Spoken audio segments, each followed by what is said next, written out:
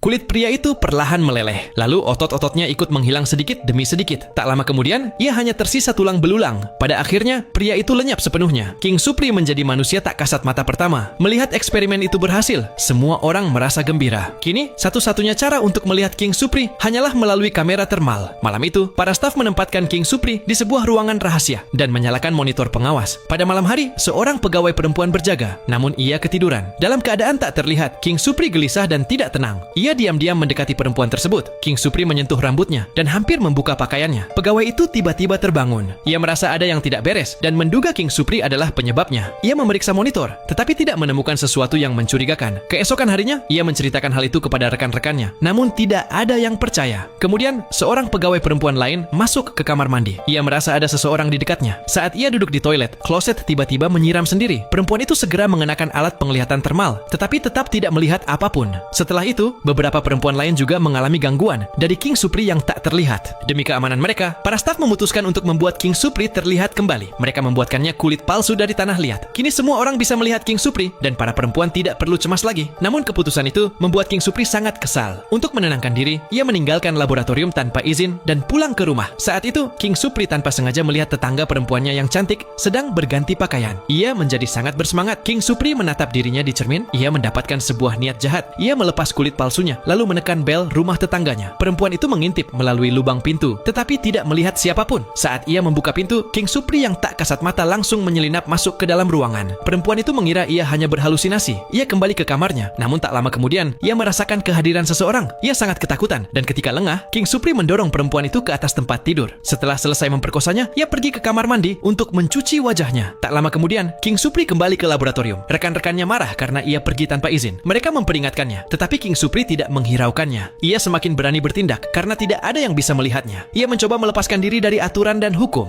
Malam itu, King Supri kembali merasa bosan. Ia merusak kamera termal sehingga monitor menampilkan rekaman berulang dirinya. Lalu King Supri meninggalkan laboratorium. Ia pergi ke rumah rekan wanitanya. Saat perempuan itu sedang tidur, King Supri kembali memiliki niat jahat. Kalau kamu tak kasat mata, apa yang akan kamu lakukan?